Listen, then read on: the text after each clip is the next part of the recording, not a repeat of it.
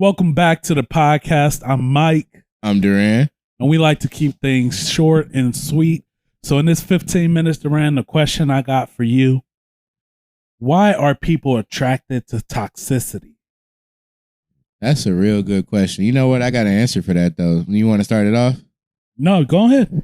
I think that it's exactly what it is. Toxicity is something that's addictive. It's contagious. It makes you want it because it's wrong. So essentially, you know that getting beat is something you shouldn't be doing or wanting to do, should I say. But yet, something is keeping you attracted to it because it's bad. People like bad. When you see good, you literally get confused. And I'm a answer that with something that I was told. I had a female tell me one time that she didn't want to date me because I was too good of a guy. Wow. And I don't do nothing. So because I don't have side chicks or I don't do anything crazy, I don't do something that she considers to be dangerous, she didn't want to be with me. So never mind all the good qualities I had. And you were really nice and you're a good guy. But that's just not for me. You don't do nothing bad. I'm like, what am I supposed to do? Shoot people? You ain't out here like threatening to whoop her ass and all of that. Choke? You want me to choke you out a little bit? You heard what Ari Lennox said. I just want a little choke. God. I just don't understand. How do you tell somebody they too good of a person for you? So I need to be involved in drive-by shootings and sell crack cocaine to my community. I think this goes back to like one of our other topics this week of like where we talk about how the culture and what Black culture looks like and how people have this vision of what we're supposed to be. And a lot of what's out there with rap music and stuff is toxic. Like, I don't want a woman for a relationship. I just want, to have sex and go on and do whatever. So you want me to fly you out, yep, ignore you the whole time? Yep. Probably. No, you ain't got to ignore. You just got to fly her out, smash, give her your card so she can go buy something. I'm like, so you want me to punch you in your eye too? So now you in Balenciaga buying a purse with a black eye and they looking at you like, what happened? See, and when I think of toxic, I don't know if I go as far as like being abusive, like physically abusive, but I think toxicity, a lot of it is a mental abuse part of it. Oh, it's a package deal, brother. You get all that. Well, I don't think it always goes physical though, but a lot of times it's manipulation. It's working it to get what you want. And I think it works both on the man's side and the woman's side. So you want me to demean you and then tell you I love you after I do it. Yep. Or even better, like you ain't gonna see your kid until you start doing this or until you da. Like that type of toxicity works on the other end as well. Nah, you got to get extremely toxic. Like you got to be like having sex with one girl and then call another girl while that girl downstairs and then she come over and then you clapping that girl cheeks while that girl there and then she come upstairs and you keep going like it ain't wrong. While staring at her. Yeah, while staring. I just, so sockets. Like realistically, I wonder because like I see if we go back to like TV shows, Real Housewives, Love and Hip Hop, there's so much toxicity on there, right? Let me tell you. We know it's scripted and we know it's for entertainment. But like then you come back to real life and you hear things with like, oh, baby mama issues or baby daddy issues, or you see like people having issues with each other. And I saw an interview today with Nipsey Hussle, and he said like one of the best things that I can put as far as toxicity goes, because he said, when he was like, this is gangbanging. And when we riding around and we looking for somebody in another neighborhood, we going to pass the guy who dressed up looking nerdy. We going to pass the white guy, the Mexican guy, whatever. We looking for somebody who look like us. He walk like us. He talk like us, but he's in the other gang's color, right? And he goes, and psychologically, what we don't realize we're doing is we looking for ourselves in their neighborhood so that we could shoot at them. What does that say about how we love ourselves? And I think when you're in that toxic relationship, like it says a lot about the love that you have for yourself. But I think also it says a lot about the love you have for that other person. just because you stand with them and trying to change them and trying to work with them, don't mean you truly love them. I think it just means you're scared of losing them, or you're scared of what your life looks like without that person in it. See, that led me to a whole nother podcast, because then you start talking about upgrading, but we're going to save that for another time. Like, I just don't understand it either. I see it all the time, and you hear about it, and you just look at them like, why would you want to live like that? Like, okay, so he cheated on you. They about to have a baby. He ain't staying with her. We staying with you. But he's telling you he don't care if you leave. And you like, well, at least I got him. You just got a baby. That's something serious. That ain't nothing slight. A baby out of a relationship is crazy. And then he already got kids, and you know what I'm saying? He ain't taking care of his responsibilities. But then again, you get that same thing in women too. Women to go have babies and go do this and that. They'll have extra phones and all this. And it's like, what are we doing this for? Why can't we just be normal people? Yeah, you consider that fun. It's so many other things we could be doing as people, and you consider being toxic as fun. Right. But it's been around forever, because like if we think back to high school, right? You'll know who I'm talking about. Shadow. My shadow. Right? Beautiful girl. Beautiful girl.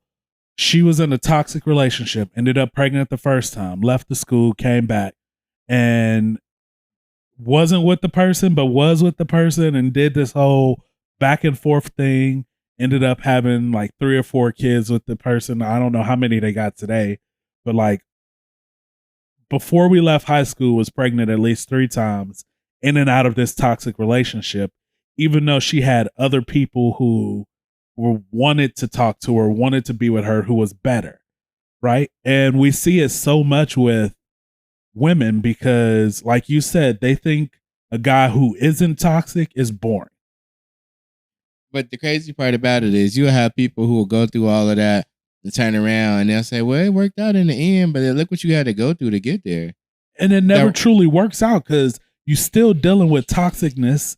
You're just dealing with it at a lesser level, because they done got older and tired of doing this same crap, or they not as attractive to the other side of the things like they were back when they were 17, 18, 19, 20, growing up. Right. So you got losers. It's just, I mean, it's crazy. And here's the craziest part about like this view on like non-toxicness being boring. Say what you want. Toxic is toxic, because the same dudes you think are boring are the same ones who are going on vacation to Hawaii and to Bali and to all of these places and having non-boring experiences with women who like that type of stuff instead of the toxicity. You know, it's been an increase in people saying they want to go to Thailand.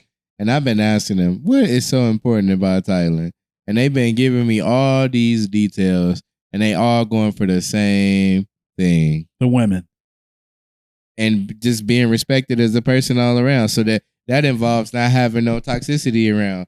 Because somebody will actually sit down and have a general conversation with you, and it'll be genuine, and they have no qualms about you being who you are.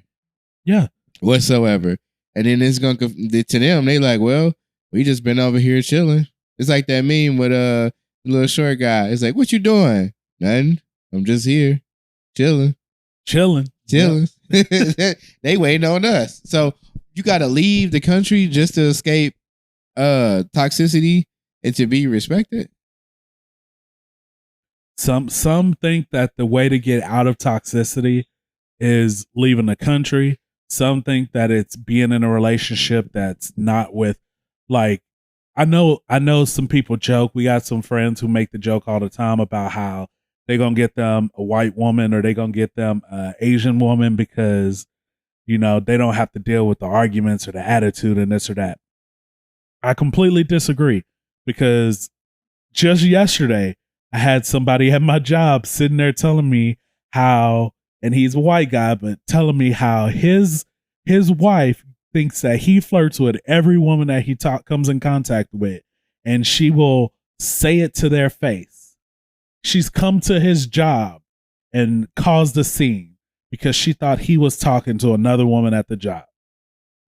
And so it's like that toxicity lives in different races. it's not specific to just one race.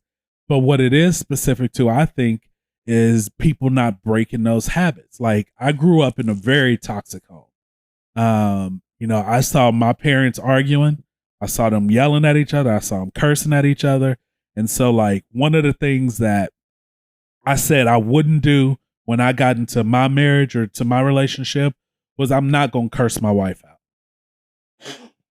And that doesn't mean like when we're arguing that I don't be like, man, like that don't make sense, or like this shit don't make sense or something like that. But what I'm not going to do is I'm not going to call her out her name. I'm not going to say F you. I'm not going to say like B word to her. Like, I'm not doing all of that. I don't think in my life period I ever call any girl that I've ever been in a relationship with. Never. I ain't never put my hands on no female in no negative way that was going to result in me in jail time. Never. But that's boring, right? Because you want that. Like, what kind of person wants to argue? Are you retarded? Well, it's because they want to be in their safe space, right? And that's the thing. Like, women want to be in a safe space, but how can you want to be in a safe space in a toxic relationship? If you got to go through my phone, toxic. If you got to put on my location 24/7, toxic. If I got to call and check in with you every hour, toxic.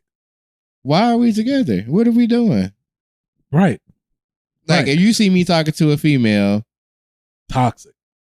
Like, how I can't avoid women 24 hours a day. If women outnumber men to a great number these days. But even on the other side, we know people who, like, their spouse, their husband gets upset if they talk to a man at work. I help people for a living. So you want me to only choose to help women instead of men too in my field? Because the other way. Because you're insecure. No, I'm saying, like, for women. Oh yeah, with jealous husbands, or toxic husbands. It's just not possible. It's not. It's not possible. Not possible at all. And you know what I'm saying? I really can't speak on that because everybody different. But that's a form of toxicity. Because why would you want to do that? I mean, you might have a reason. Who knows? I don't know. You know. But that's still toxic because at the end of the day, you're an adult. And part of life, and as we talked about, part of marriage is trusting. So trusting is knowing that you're not going to do something. Yeah. And for me, like, it's an instant turn off once I see toxicity. And like, and there's levels to it, of course. But like, once I see a sign of it, I'm like, But once it starts going up, like, it's an instant, like, okay, no, I don't like it. I'm distancing myself. So like, when you think of movies like that one Tyler Perry movie where she had a baby with that white guy and she like was treating him like crap the whole time and he's trying to work it out. And he did some stuff wrong in it, but at the end, like, she was like, he's not even your son. And he smacked her and she flew over like, when I saw that level of toxicity, to this day, whenever I see her in any movies, I don't like her. I don't. That level of toxicity, I was like, I feel like that's you in real life, the way you delivered that line. And if not, you a hell of an actress. But like, to this day, like, I see that level of toxicity. Nope. Don't like it. Don't want to be it. Yeah, I'm not dealing with that. We already talked about if I was ever to find something out like that. So we ain't even gonna go there because I ride for my kids, man. That's something I can't. Ain't no more good guy. Good. Ain't none. I don't have no recourse about that. That's for all the people that's playing them games. That's the ultimate level of toxicity to me.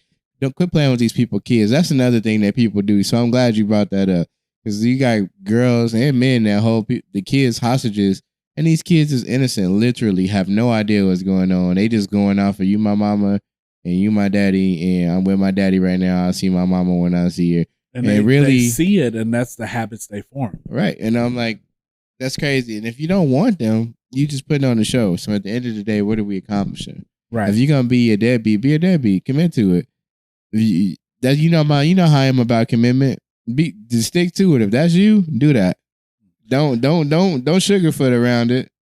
And on that note, y'all let us know what y'all think. What is so attractive about toxicness, and we'll catch you on the next episode. Peace. Peace.